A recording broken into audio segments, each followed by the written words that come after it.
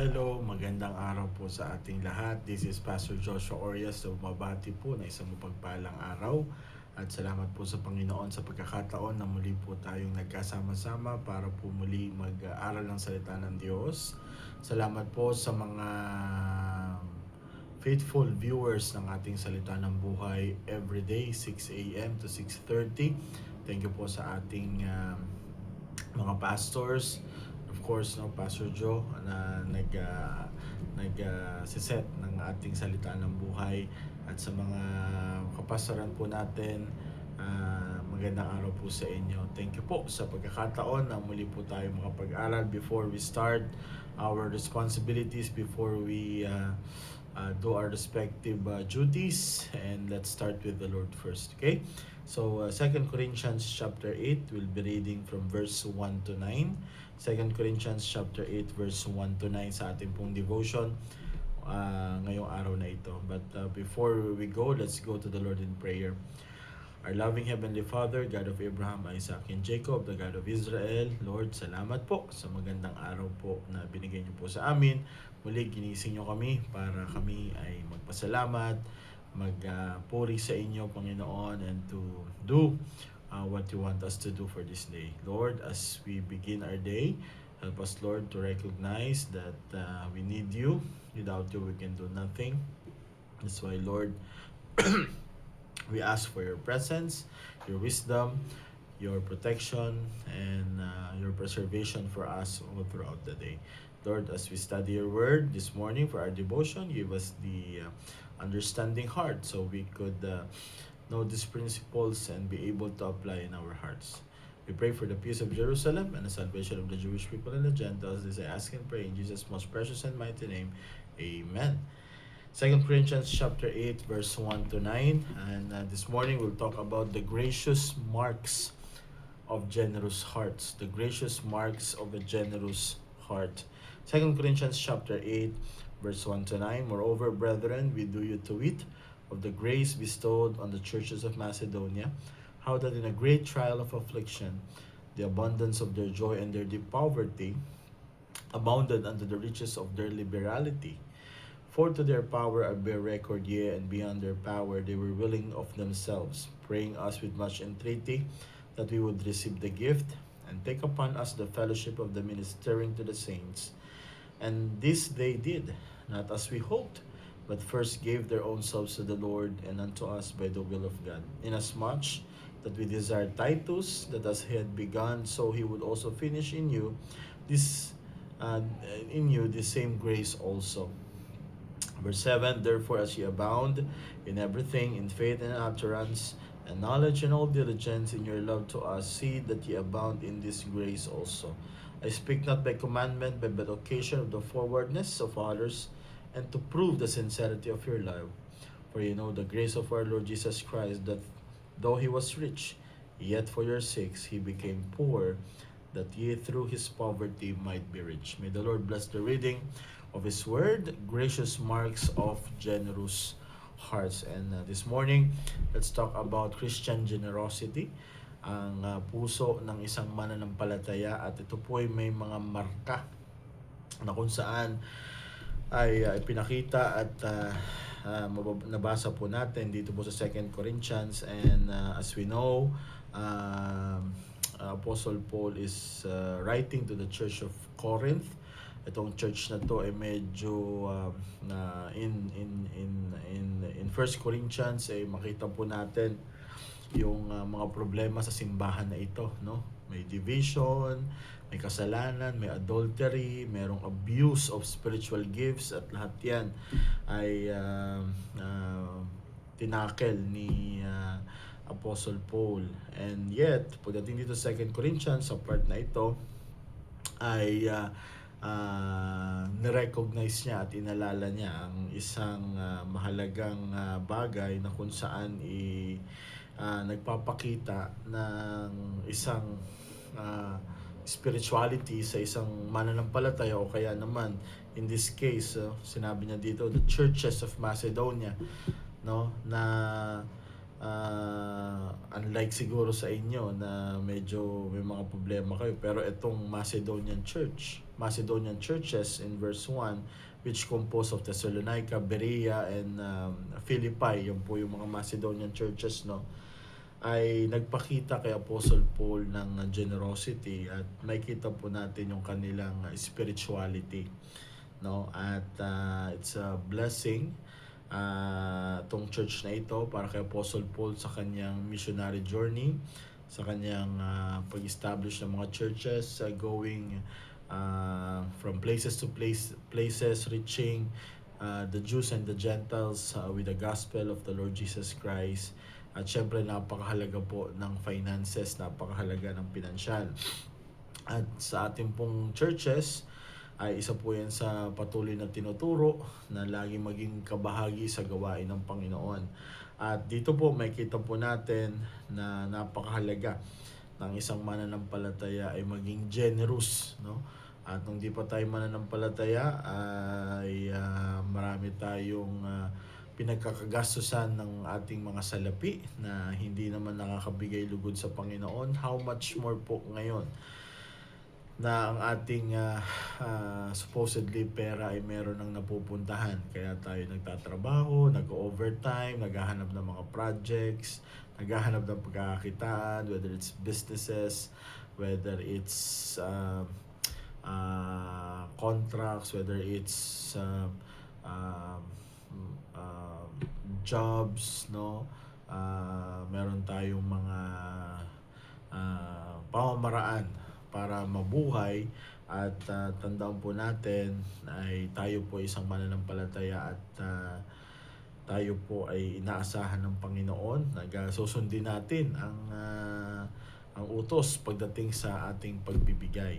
At dito po masigit sa pagbibigay kasi expected nabigay na natin ang ating tithes, nabigay na natin ang para sa Panginoon. Dito po sa gawaing pagmimisyon, sa gawain ng kaluluwa. At dito po mapapatunayan na talagang binago na tayo ng Panginoon, na talagang ligtas na tayo. Pag isa sa mga katangian ng Panginoon, no? Dito po sa verse 9 ay pinakita rin na katangian ng Panginoon na pagiging generous ay meron po at naman na po natin. So meron po mga gracious marks, no, na makikita po natin sa talatang ito, na kung saan maging marka din natin. Unang-una po is generosity is a signal. Ito po isang signal na kung saan is ang Diyos ay gumagawa, no? Kaya ang isang tao ay generous kasi ito po ay patunay na merong ginawa ang Diyos sa buhay niya. So, generosity, mga kapatid, ay isang bagay na kung saan nangyari sa isang tao. At mahirap pong maging generous, lalo na sa gawain ng Panginoon, kasi pwede nating ikatwiran. May pangailangan din ako, may pamilya din ako, may bills din ako, lalo lang ngayon, no? Ay ang taas ng mga bilihin, tas kamakailan lang ay nagtaas na naman ang gasolina. So maraming mga siguro para sa atin dahilan para hindi lalo makapagbigay, pero ang tunay na mananampalataya at anak ng Panginoon ay ang generosity, ito po'y signal. Kaya siya lalong nagbibigay kasi ito po'y signal na meron pong nangyaring pagbabago sa buhay niya, no? So generosity is a signal, no? At makita po natin the generosity as grace. Ito po ay grace. Paulit-ulit sinabi ng salita ng Diyos in verse 1, in verse 6, and verse 7. Moreover, brethren, do you to wit the grace of God. In verse 7, therefore as ye abound in everything, in faith and utterance, and in knowledge, in all diligence, and in your love, to see that ye abound in this grace. Grace also, no? And also makita po natin sa verse 7, therefore as ye abound in everything, in faith, so verse 6, inasmuch that we desire Titus as he had begun, so he would also finish in the same grace also. So paulit-ulit na sinabi po yung grace, no, na kung saan yung ginawa ng Macedonian church ay pinapakita nila yan para sa Panginoon. Kasi po, uh, uh, favor, they showed the favor to Apostle Paul by giving grace, alright? Or the gift na tinatawag po sa mga verses dito, dahil po naranasan po nila yan. Okay? Because they are giving back what they have experienced, mga kapatid, no? Kaya ang ibig sabihin po nito ay isang bagay na patunay na gumagawa ang Diyos sa isang mananampalataya, especially sa aspeto ng pagbibigay, dahil siya po'y nagiging mapagbigay na, no? At kaya isa po sa mga signal na tayo ay nagmamature na sa ating Kristiyanong buhay, ay marunong na po tayo magbigay, marunong na po tayong mag-sacrifice sa gawain po ng Panginoon, no? At when somebody experience the grace of God, that person becomes generous. Ulitin ko po, when somebody experience the grace of God, that person, that individual, that Christian, that child of God becomes generous. At yan po ay totoo, no? Dahil ang generosity po, ito po ay attributes ng Diyos. John 3:16, for God so loved the world that He gave, mga kapatid, no? Isa po sa patunay na ikaw ay created in the image and the likeness of God. Meron kang DNA ng Diyos, dahil ang Diyos po natin ay generous to the point that He gave His only begotten Son, at yan po ay magmamanifest po sa atin, no? At a believer that really is really converted, no? Siya po'y nagiging gracious. Kaya ito po'y signal, no? Isa po'y signal. So favor shown, no? Na experience niya, favor received, then ipapasa niya po yan. So just try to imagine Macedonian church, no? Sabi po ng Bible sa verse 2, deep poverty. Deep poverty. And yet, mga kapatid, meron silang abundance of joy, no? Regardless of their deep poverty, meron po silang riches in their generosity. Riches in their generosity, or what we call liberality. So that's one. Generosity is a signal, no? And number two, generosity is sacrificial. Generosity is sacrificial, mga kapatid, no? At huwag po nating isipin na hindi, ang pagiging pag-spiritual ay pangmahirap, hindi po. Pag mayaman o kaya may pera ay makamundo, hindi po. Sa Bible meron din namang mga spiritual na mayayaman tulad nila Abraham at nila Job. They are wealthy people, and yet they are spiritual because lalong talagang tunay sa kanila na sila ay binago ng Panginoon. Alright? And of course, generosity is sacrificial, no, mga kapatid? At nakita po natin dito in their trial of affliction, no,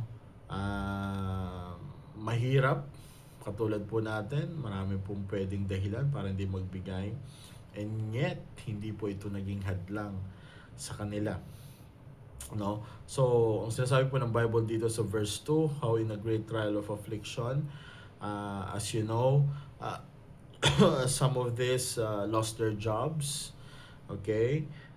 Nagkaroon po ng mga persecution to the point mahirap ang ekonomiya, mahirap ang buhay. Even now and even before, there's no kung titingnan po natin, wala pong magandang panahon para magbigay. Sabihin natin, tsaka na ako magbibigay pag maalwan na, that day will never come. Mapa Bible times, mapa 20-26 times, there will always be reason not to be generous. But as point number 2, and this will be our last, generosity is sacrificial. Okay? So, ano pong ginawa po nila? Regardless of the trial of affliction, they sacrifice. And not only that, mga kapatid, no, ang sabi po ng Bible, beyond their power, beyond their ability. In verse 3, grabe yan, no? Beyond what they can do, mga kapatid. So, they go above and beyond what they can do because it's really sacrificial. And last Wednesday prayer meeting, we had our sacrificial offering for our missions, and we're thankful to the Lord for those people. Prayer meeting, and yet the Lord is really working in the hearts of brethren na talagang magkaroon ng gawain, magkaroon ng pagmamahal sa gawain ng Panginoon in missions. And it's not, sabi nga ni Sarah, no joke ang panahon ngayon. But when God really touches your heart to become generous, talaga naman. So makita po natin dito, great affliction plus deep poverty plus grace. Yan. Yung mahalaga, yung point number 1 natin kanina. Yung grace ng Panginoon. Grace na natanggap mo is grace na ipapakita mo. So may great affliction, meron po matinding kahirapan, and yet there's a grace of God equals joy and generosity. Joy and generosity. Because at the end of the day, it's really between you and God, mga kapatid, na pinapakita po natin na hindi ka malilimitahan, no? And tandaan po natin ang pera, as we end this morning, ang pera po ay isang bagay na kung saan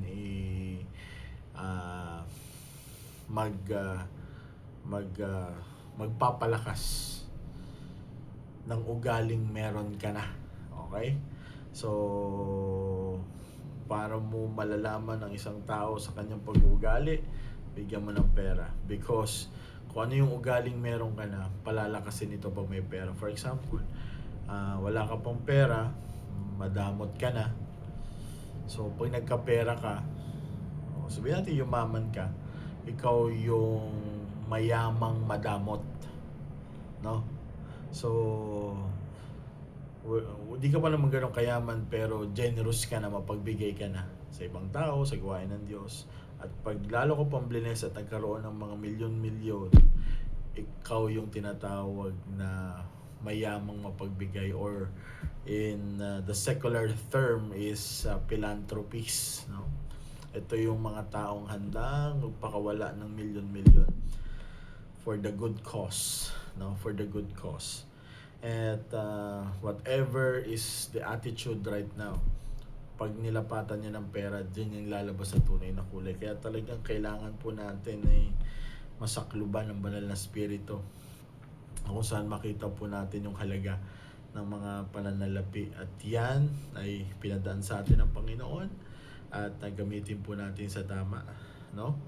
At magandang nagsusumikap tayo para sa ating pamilya, pero number 1 kasama natin ang Panginoon. So this is the gracious marks, no? And I hope as we work for today, no?